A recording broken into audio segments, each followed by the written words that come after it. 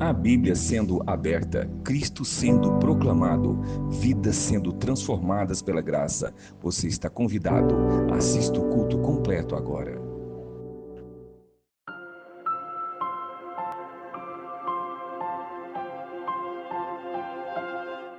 Boa noite, irmãos, graça e paz. Vamos abrir as nossas Bíblias em dois textos. É aquela ginástica de abrir um texto, deixar ele marcado e abrir um outro texto. O primeiro que você tem que abrir e deixar marcado é 1 Samuel 28. Então abre lá 1 Samuel capítulo 28. Marca a Bíblia, e aí se você está lendo aí no aplicativo, você que lute, deixa lá 1 Samuel 28. Aí abra João 15. Nós vamos ler João 15 e depois imediatamente vamos saltar para 1 Samuel 28. Entendeu? Nós já estamos acostumados a fazer essa ginástica aí. 1 Samuel 28, marca. Abra João 15. Vamos ler primeiro João 15 e depois imediatamente vamos saltar para 1 Samuel 28. Em João 15 temos um princípio dado pelo Senhor. Em 1 Samuel 28 temos um testemunho desse princípio sendo vivenciado na vida de alguém.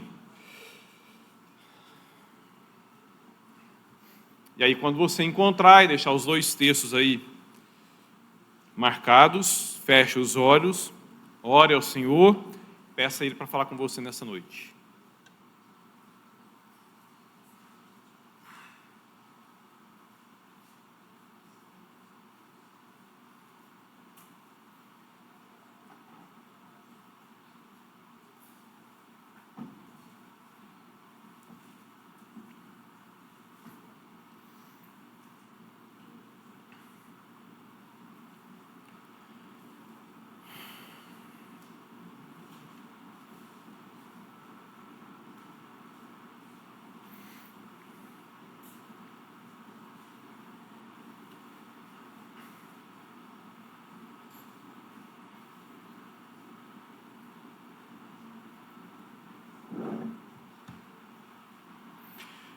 Senhor nosso Deus e nosso Pai querido, depois de termos desfrutado do privilégio de louvar o Senhor e tendo louvado o Senhor, agora nós vamos desfrutar do privilégio que é te ouvir.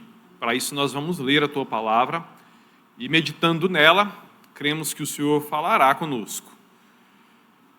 Deus, não deixa nenhum dos nossos corações, nenhuma das nossas mentes, não deixa nenhum de nós aqui endurecidos, fechados para a Tua voz, Santo Deus.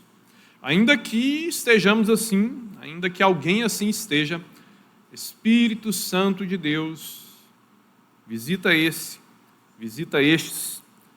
quebranta-os e penetra no íntimo do nosso ser nessa noite com a Tua Palavra, levando-nos, Santo Deus, para o cumprimento do propósito para nós, através desses textos.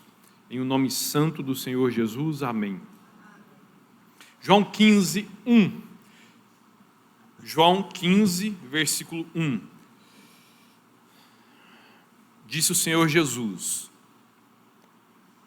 Eu sou a videira verdadeira e o meu Pai é o agricultor. Todo ramo que estando em mim não dá fruto, Ele corta. E todo que dá fruto, Ele poda para que dê mais fruto ainda. É muito interessante. Jesus, Ele não dá espaço para estar em cima do muro e para meios termos. Todos os ramos, segundo Ele, que estão nele, não dando fruto, Ele corta. Ao contrário disso, todos os que estão nele, Ele poda para que dê mais fruto ainda. Não existe um ramo na videira em outro lugar que não nesses dois, em uma outra condição que não nessas duas. Versículo 3. Vocês já estão limpos pela palavra que lhes tenho falado. Permaneçam em mim e eu permanecerei em vocês. Nenhum ramo pode dar fruto por si mesmo, se não permanecer na videira. Vocês também não podem dar fruto se não permanecerem em mim. Eu sou a videira, vocês são os ramos. Se alguém permanecer em mim e eu nele, esse dá muito fruto, pois sem mim vocês não podem fazer coisa alguma. Se alguém não permanecer em mim, será como o ramo que é jogado fora e seca. Tais ramos são apanhados, lançados ao fogo e queimados. Se vocês permanecerem em mim e as minhas palavras permanecerem em vocês, pedirão o que quiserem e lhes será concedido. Meu Pai é glorificado pelo fato de vocês darem muito fruto, e assim serão meus discípulos. Como o Pai me amou, assim eu os amei. Permaneçam no meu amor. Se vocês obedecerem aos meus mandamentos, permanecerão no meu amor, assim como tenho obedecido aos mandamentos de meu Pai, e em seu amor permaneço. Tenho-lhes dito estas palavras, para que a minha alegria esteja em vocês, e a alegria de vocês seja completa. 1 Samuel 28, 1.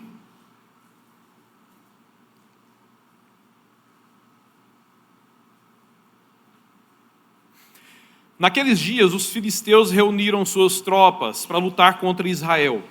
Aquis disse a Davi: você deve saber que você e seus soldados me acompanharão no exército. Disse Davi a Aquis: então tu saberás o que teu servo é capaz de fazer. Aquis respondeu-lhe: então eu colocarei como minha guarda pessoal permanente. Samuel já havia morrido, e todo Israel o havia pranteado e sepultado em Ramá, sua cidade natal. Saul havia expulsado do país os médiuns e os espíritas. Depois que os filisteus se reuniram, vieram e acamparam em Sunem, enquanto Saul reuniu todos os israelitas e acampava em Gilboa. Versículo 5, quando Saul viu o acampamento filisteu, ele teve medo e ficou apavorado. Quando Saul viu o acampamento filisteu, ele sentiu medo e ficou apavorado. Hoje nós estamos aqui no quarto dia já é o quarto dia de 2026. O ano está voando. Mas aí eu acho que ainda dá para falar de 2025, né? Você lembra de 2025? Dá para falar muito de 2025. Até porque 2026 é o ano que só vai começar quando terminar. Carnaval, Copa do Mundo, eleições, 2 feriados prolongados por semana, e aí os patrões dos empresários sofrem com isso, o Brasil sofre com isso, a economia sofre com isso, mas é isso aí, Brasil, o ano 2026 só vai começar quando terminar mesmo. Então ainda dá para lembrar, né, um pouquinho sobre 2025. Como é que foi o seu ano passado? Como é que foi o seu 2025?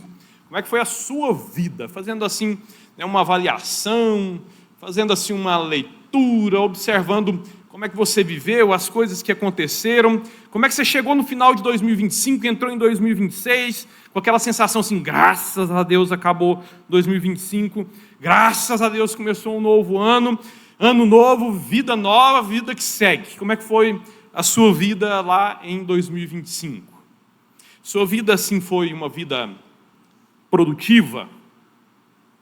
Sua vida foi, assim, uma vida cheia de vigor? Sua vida em 2025 foi uma vida cheia de vida, uma vida abundante. Se você fosse uma planta, você teria sido uma planta, assim, verdinha, frondosa, deu flores, produziu frutos. Quando lá em 2025 você enfrentou desafios, porque não é possível que você conseguiu passar por 365 dias sem enfrentar nenhum problema, não é possível. Pode jogar na Mega Sena. É lógico que todos nós enfrentamos desafios, tivemos lutas, dissabores, momentos difíceis. questões que nos tiraram, às vezes, uma noite, algumas noites de sono. Todos nós, é claro, enfrentamos desafios, enfrentamos todos os anos das nossas vidas. Mas quando você, lá em 2025, enfrentou os desafios de 2025, você sentiu claramente, inquestionavelmente, o apoio de Deus com você naqueles desafios? Ou você se sentiu algumas vezes sozinho? Onde estás, ó Deus? Onde o Senhor está, Senhor? Que o Senhor não me responde? Quando você lidou com situações com as quais você não soube como agir, que provavelmente aqui muitos entre nós enfrentaram situações que, quando se depararam com elas, pensaram: como é que eu vou sair disso agora? Como é que eu vou resolver isso aqui agora? Como é que eu vou lidar com isso aqui agora? O que é que vai ser de mim depois disso aqui? Haverá algo de mim depois disso aqui? Quando você não soube agir, você se lembrou de buscar direção em Deus? Você se lembrou de buscar socorro em Deus? E tendo buscado socorro, apoio, direção nele, você recebeu essa direção? Você chegou ao final de 2025 com uma coleção maior de orações respondidas ou uma coleção maior de orações não respondidas? Ou você chegou sem coleção nenhuma de oração, uma ali, outra acolá, orações bem fragmentadas mesmo? Ou se você fosse uma planta em 2025, você seria uma planta assim meio murcha, quase que sem fruto, sabe? Geralmente, assim, lá em 2025, você se sentiu assim meio que sem propósito, meio que sem utilidade, com aquela sensação assim meio que empurrou a vida com a barriga para chegar no final do ano, sem entender a vontade de Deus para você, sem entender que de fato você estava sendo útil nas mãos do Senhor, útil nas vidas das pessoas com quem você se relaciona. Frequentemente assim, você se viu sem rumo, você se sentiu perdido várias vezes, diante de várias situações de 2025, sem direção, parecendo assim que tudo que você fazia não estava dando muito certo, um acúmulo mesmo de pequenas derrotas. Será que você chegou ao final de 2025 com essa constatação? Sabe aquela sensação assim, gente, eu vi tanto Deus trabalhando em 2025, porque eu ouvi tantos testemunhos, eu ouvi tantas pessoas sendo usadas por Deus. Claro, Ele não é estático, Ele está trabalhando, Ele trabalha nas vidas das pessoas, Ele trabalha através das pessoas, e eu vi que pessoas estavam buscando Deus em oração, eu vi que o número de pessoas com mais fé do que eu parece que cresceu nos últimos tempos. Eu estou vendo pessoas desfrutando assim de uma relação tão boa com Deus e parece que eu não estou nessa mesma. Parece que eu não estou vivenciando essa mesma experiência. Eu estou vendo, assim, não tenho dúvidas que Deus está ativo no mundo, nas pessoas, através das vidas das pessoas, mas eu não estou participando muito disso aí, não. Sabe, aquela pessoa que está só sentada assistindo o desfile passar e que ela não é integrante do desfile, ela é só plateia. Pois bem, 2025 parece que eu fui meio assim. Eu fui plateia de Deus. Eu fui plateia dos servos do Senhor. Eu vi Deus conduzindo a banda, eu vi pessoas tocando para Deus, eu vi pessoas marchando com Deus, mas eu estava completamente fora desse desfile em muitos momentos, só sentado ali mesmo, assistindo a banda de Deus passando. Como foi a sua vida em 2025? Alegre? Vida com vida? Você foi útil? Utilizado? Ou você chegou no final de 2025 bastante desanimado mesmo? Quase que com um ano e até uma parte da vida quase que perdidos. Meus irmãos, o texto de Samuel narra um momento muito triste da vida de Saul. Nós acabamos de ler e você conhece essa história. Saul, ele foi um rei militar que governou Israel assim numa fase muito importante da história daquele povo. quando Israel estava deixando de ser um aglomerado de tribos e sendo transformado numa nação. Durante os 350 anos do governo dos juízes, Israel foi um ajuntamento de tribos, com lideranças espalhadas, cada tribo com o seu juiz, um juiz em 2 tribos, mas sem uma liderança nacional, sem uma identidade nacional. Era necessário que aquele aglomerado de tribos fosse transformado em um país, em uma nação, e Saul foi o primeiro a ser usado por Deus para isso. E ele, como um rei militar, ele foi usado por Deus para isso, para começar o processo de unificação. Só que tudo ali no mundo do Antigo Testamento era resolvido por meio de guerras.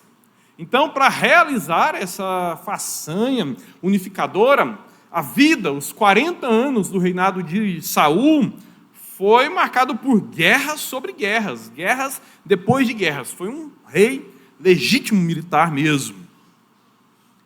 E aqui, nesse texto que nós acabamos de ler, nós vemos o Saul envolvido em mais uma dentre tantas outras guerras.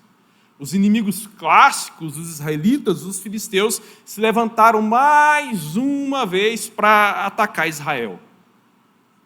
E aqui o rei Saul, ele já está idoso. E na sua velhice, à frente de Israel, à frente do exército de Israel, em mais uma guerra, nesse texto, nesse momento aqui, o Saul ele se encontra numa situação muito, mas muito diferente mesmo daquela situação lá do início da sua história, da sua jornada como rei, como militar. E não é por causa da idade, não, porque nós temos uma coleção de servos do Senhor que na velhice foram instrumentos muito úteis nas mãos de Deus. O Abraão, aos 100 anos, estava recebendo no colo o filho da promessa. O Samuel abriu seus olhos e fechou seus olhos, glorificando a Deus. O Davi, lá nos seus últimos suspiros, estava fazendo uma ótima transição, segundo a vontade de Deus, do governo. João, velhinho na ilha de Patmos, exilado, desanimado, não, escrevendo o Apocalipse e as cartas. Então não é por causa da idade que ele estava aqui assim, nessa situação tão caótica. O Saul estava assim, terminando a sua carreira de uma forma tão negativa, por causa de escolhas erradas, por causa de decisões erradas, por causa de caminhos errados.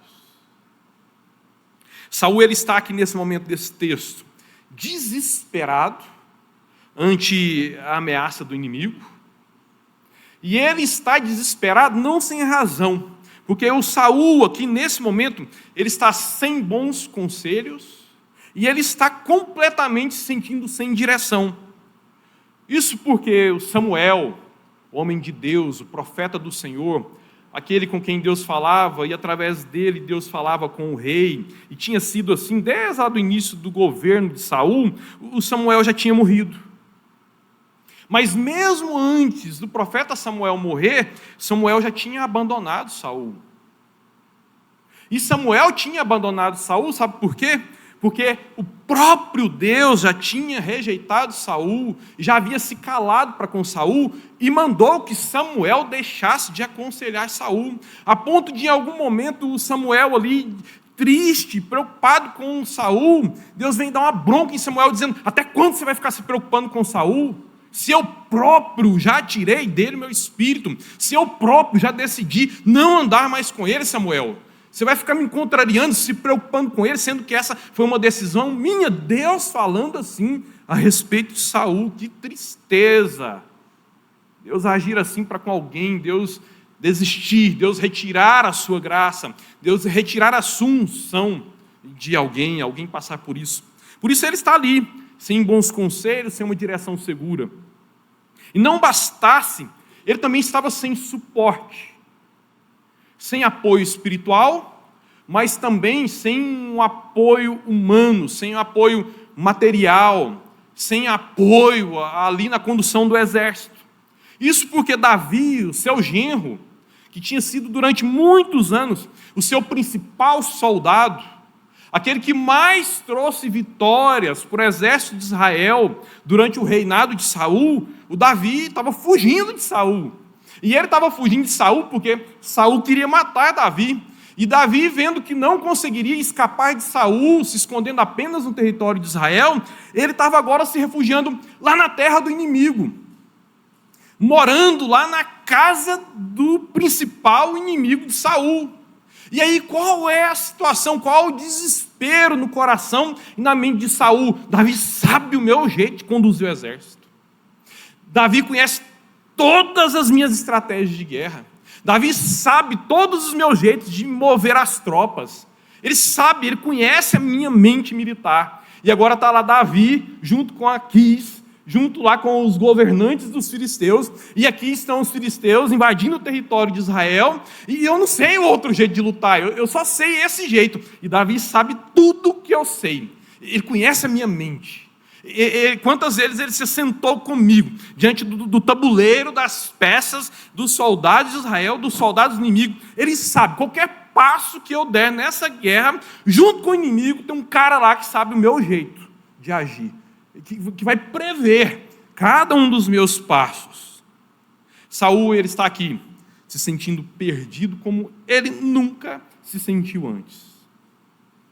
Mesmo sendo rico, mesmo sendo poderoso, mesmo sendo o homem mais influente no reino, tendo um exército imenso e fiel ao seu governo, Saul está melancólico, incapaz e sem esperanças. Mesmo com tantos recursos à sua disposição, Saul está melancólico, incapaz e sem esperanças. Não por causa da idade, repito, mas por causa das suas escolhas erradas, por causa dos seus passos tortos, por causa dos seus pecados. E esse Saul aqui, desse momento do texto em que nós lemos, ele é mas ele é completamente diferente daquele Saul de 30, de 40 anos atrás. O Saul lá do começo, o Saul lá do meio. Aquele Saul lá do começo, ele foi aquele homem que reuniu pequenos exércitos tribais e os motivou a se condensarem, formando um grande exército nacional. Que é um homem que tem esse poder de atração, que é um homem que tem poder para conduzir uma tropa e unir essa tropa a outra tropa e motivar o soldado de uma outra tribo a entregar a sua vida para morrer por uma outra tribo. Você precisa ser carismático, você precisa ser atraente, você precisa ser alguém confiável. Era aquele Saul lá dos começos que inspirava os homens a lutarem nas causas do povo de Deus. Por isso valeria a pena ir para uma guerra e morrer, não eu, sendo um efraimita, morrer por causa dos benjamitas, mas se eu morrer, ainda que em território benjamita, sendo eu efraimita, eu estarei morrendo por causa de Israel, e por causa do nome do Deus de Israel, que Saul conclama-nos a guerrear por ele. Essa era a obra de Saul lá no começo. Era aquele homem que tinha direção, era aquele homem que tinha ânimo, e ele tinha essas coisas porque o próprio Espírito Santo lhe deu. Ele tinha ali à sua disposição o conselho e a intercessão do bom homem de Deus, Samuel, que todo o povo confiava, em quem todo o povo confiava.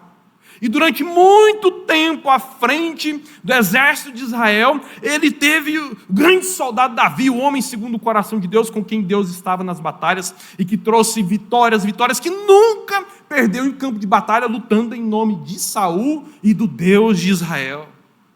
É o Saul dos começos, que lá no começo escreveu uma história de vitórias, uma história de conquistas, uma história de unificação, uma história extraordinária e inicial. E no meio, o homem dos começos muito abençoados, porque Deus, de fato, estava com ele. Saul começou muito bem não, ele começou ótimo, mas ele terminou muito mal, ele terminou pessimamente. Mas o que foi que mudou, assim, daquele rei tão vivo, daquele rei tão animado, daquele rei tão produtivo, tão inspirador, para esse rei aqui agora abatido, desanimado, sem rumo, seguindo rumo à derrota certa. Resposta: aquele Saul vivo, aquele Saul ativo, aquele Saul vitorioso, lá do começo, sabe? Aquele Saul lá estava próximo de Deus. Só isso. As outras coisas são detalhes, poderíamos parar por aqui. Mas ele era assim porque ele estava próximo de Deus. Ele tinha sido enchido pelo Espírito Santo. O Espírito Santo de Deus habitava nele. Deus Todo-Poderoso usava ele como instrumento seu. Que extraordinária obra é sermos usados por Deus, sermos instrumentos nas mãos do Todo-Poderoso, sermos morada do Espírito Santo de Deus. Era isso que Saul evidenciava lá no começo da sua jornada. Completamente diferente do Saul agora. Porque agora, este Saul solitário, este Saul descrente, moribundo, rumo ao final melancólico, esse Saul tinha se afastado de Deus. E foi por isso. E as outras coisas também são detalhes. Esse Saul agora, ele abandonou o Senhor porque ele se preocupava mais com ele mesmo. Ele se preocupava mais com a glória dele próprio. Ele se preocupava mais com a sua própria imagem. Ele se preocupava mais com o seu próprio nome. Ele se preocupava mais com o ouro da sua coroa e abandonou o Senhor. A diferença para Saul, meus irmãos, o que distancia o Saul vitorioso do início para o Saul derrotado do final, estava em como Saul estava para com o Senhor. E qual era o lugar que Deus ocupava na sua vida? Qual era a relação de Saul? Como ele vivia para com o Senhor? E qual era o lugar, qual a situação de Deus na sua vida? Foi o que definiu e que fez com que Saul fosse tão diferente. O mesmo homem tendo experimentado vidas tão diferentes. E o que determinou toda essa diferença tão extrema foi onde Deus estava na sua vida. Onde ele estava para com o Senhor. Perto de Deus, animado, vivo, ativo, vitorioso. Longe de Deus, triste, perdido, improdutivo, desesperado, rumo à morte certa, sozinho. E este, meus irmãos, é um princípio que não valia apenas para Saul, há tantos mil anos atrás, há 3.000 anos atrás. Este é um princípio da criação do Deus Todo-Poderoso que se aplica hoje aqui. Tanto quanto foi para Saul lá 3.000 anos atrás, esse é um princípio para a sua vida aqui hoje, agora. Se despedindo de 2025 e entrando num novo ano. Porque tudo nas nossas vidas depende de onde nós estamos em relação ao Senhor e do lugar que o Deus Todo-Poderoso tem ocupado nas nossas vidas. Se estamos perto do Senhor, se o Senhor está no centro das nossas vidas, vivos, animados, alegres, prontos. Se distantes da comunhão com o Senhor, se o Espírito Santo apagado dentro de nós, tristes, derrotados, frios, apáticos, moribundos, caminhando para a derrota certa. E foi sobre isso mesmo que Jesus falou em João 15. Jesus deu o princípio que Saul vivenciou. Jesus fala para mim e para você aqui hoje. Você não pode dar fruto se você não permanecer em mim. Assim diz o Senhor Jesus para você, assim diz o Senhor Jesus para mim, hoje, aqui e agora. Sem mim você não pode dar fruto. Sabe por quê? Diz o Senhor Jesus, porque sem mim você não pode fazer nada. Eu posso trabalhar, eu tenho um diploma, eu sou trabalhador, eu não tenho preguiça, eu consigo acordar cedo, eu não tenho dificuldade de acordar cedo, eu odeio a preguiça, eu tenho braços fortes, eu aprendi isso com o meu pai, é uma herança da minha família. Amanhã você não acorda. Você consegue acrescentar um palmo à sua vida? Você consegue acrescentar 1 minuto à sua vida sequer? Você consegue garantir a sua saúde com todos os seus esforços? Por isso, sem mim, diz o Senhor Jesus, vocês não podem fazer nada. E o assunto diz respeito a todas as áreas das nossas vidas, não só sobre a nossa vida religiosa. Não só sobre aquilo que nós fazemos aqui agora no momento do culto, no domingo. Mas sobre o que você vai fazer amanhã. Se vai acordar ou não, e o que você vai fazer ou não depois de ter acordado. Sem mim, vocês não podem fazer nada. Se você permanecer em mim e eu em você, aí sim você dará muito fruto. É uma promessa. E sabe por que nós seremos vivos e produtivos se nós estivermos em Jesus? Ele explica no versículo 2: porque todo ramo que estando em mim e dá fruto, Deus, Pai, poda, para que dê mais fruto ainda, que extraordinário, porque Deus Pai cuida muito bem daqueles que estão em Jesus. É uma promessa. Seremos cuidados se estivermos em Jesus. Se estivermos em Jesus, produziremos muito fruto. Estaremos vivos, cheios de vida, emanando vida. E isso assim o será, porque além de termos a vida do Senhor em nós, o Pai ainda cuidará de nós para garantir que nós continuemos exalando vida, por causa do Senhor em nós. Enfim, a sua vida, ela tem sido uma vida produtiva, cheia de vigor, cheia de vida, ou você vem assim nos últimos tempos, se sentindo desanimado, fraco, apático, vivendo quase que sem propósito. O Senhor Jesus te trouxe aqui nessa noite para falar isso para você, porque disse ele: eu sou a videira verdadeira e meu Pai é o agricultor. Permaneça em mim e eu permanecerei em você.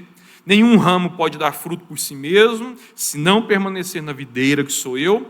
Você também não pode dar fruto se não permanecer em mim. Eu, Senhor Jesus, sou a videira, vocês são os ramos. Se alguém permanecer em mim e eu nele, esse dá muito fruto, pois sem mim vocês não podem fazer coisa alguma. Meu irmão, você quer ter assim um 2026 muito abençoado? Ter uma vida cheia de vida, ser uma pessoa ativa, que vai produzir muitos frutos para a glória de Deus, tanto na sua vida religiosa, quanto na sua vida financeira, na sua vida profissional, na sua saúde física, na sua saúde espiritual, na sua saúde mental, no seu casamento com os seus filhos, enfim, estará vivo para viver a vida e viver a vida abundante. Sejam então em 2026 um galho muito bem ligado à videira que é o próprio Senhor Jesus. Invista no seu relacionamento com Jesus mais do que em qualquer outra coisa, porque você chega aqui no início de um novo ano muito preparado, se programando para investir em muitas coisas. Provavelmente você já determinou que vai voltar para a academia ou vai começar, você já determinou que vai cuidar mais bem da sua saúde, vai praticar uma dieta melhor, talvez você já determinou que vai fazer um determinado curso, será um melhor profissional, vai fazer tudo a todo custo para ganhar um pouco mais de dinheiro. Então você tem muitos, mas muitos propósitos. Essas coisas são boas, essas coisas elas são legítimas, mas se você abraçar essas coisas sem o Senhor Jesus, você não passará de um Saul, rico, poderoso, influente, com um imenso exército à sua disposição, mas prestes a morrer em campo de batalha, porque estava distante do Deus Todo-Poderoso, que é a fonte de vida, a fonte de ânimo, a fonte de saúde, a fonte de prosperidade. E meus irmãos, essa promessa de Jesus, ela vai se cumprir na sua vida com toda certeza, se o Senhor Jesus for o seu maior investimento, se Ele for o seu maior tesouro, se de fato você se agarrar a Ele, sendo um só com Ele. E assim então você experimentará o cuidado de Deus abundantemente em sua vida, em todas as áreas da sua vida, porque assim o Senhor Jesus nos garantiu. E ele termina, versículo 11, Eu tenho lhes dito essas palavras para que a minha alegria esteja em vocês e a alegria de vocês seja completa. Feche seus olhos, ore ao Senhor. E você precisa ser muito honesto com você, porque se você não fosse, você estará enganando você mesmo. Qual foi o espaço que Jesus ocupou na sua vida no ano passado? Qual foi o seu interesse pelo Senhor Jesus no ano passado? Qual foi a sua dedicação à comunhão com o Senhor Jesus no ano passado? Qual foi o seu maior empreendimento no ano passado? A que foi que você mais se gastou? A que foi que você mais se dedicou? O que foi que você mais amou no ano passado? Se não foi o Senhor Jesus, arrependa-se. Ligue-se à videira. Fala, Senhor Jesus, esse ano eu quero te amar mais. Não porque eu tenho essa capacidade, mas porque o Senhor me amou primeiro e porque o Senhor me chama para isso já no início desse ano. Eu quero me dedicar a te ouvir mais, lendo mais a tua palavra. Eu quero te amar mais, obedecendo os teus mandamentos. Senhor Jesus, eu renovo meu compromisso com o Senhor aqui no início desse ano, ou eu faço um novo compromisso com o Senhor aqui no início desse ano, de buscar o teu conselho, a tua direção, a tua bênção, para tudo aquilo que eu for fazer, tudo que eu for fazer nesse ano, eu vou fazer no Senhor. Eu vou procurar fazer com a mente do Senhor, com o teu coração. Se for te honrar, eu vou fazer. Se não for te honrar, eu não vou fazer. E eu vou te buscar mais em oração, Senhor Jesus. Eu não vou deixar nada na minha agenda ocupar o espaço que é para o Senhor. Que eu acorde meia hora mais cedo. Que eu vá deitar um pouco mais tarde, mas eu não vou abrir mão em nenhum dos meus dias nesse próximo ano para te ouvir lendo a tua palavra e para falar com o Senhor em oração. Senhor Jesus, tem misericórdia de nós, porque nós te negligenciamos tanto. Nos perdoa, mas obrigado porque o Senhor é o Senhor dos recomeços, o Senhor é aquele que faz novas todas as coisas. Então, há aqueles que estão orando com sinceridade ao Senhor nesse momento, confessando negligências, se arrependendo de descasos, renovando o compromisso com o Senhor, assumindo um compromisso com o Senhor. Senhor Jesus, nos ajuda a honrar tudo isso, nos ajuda a te amar mais, nos ajuda a te honrar mais, nos ajuda a desejarmos mais o Senhor, nos ajuda, Santo Deus, a que o Senhor seja o nosso maior prazer, no Senhor esteja a nossa maior alegria, para que a alegria do Senhor em nós seja completa.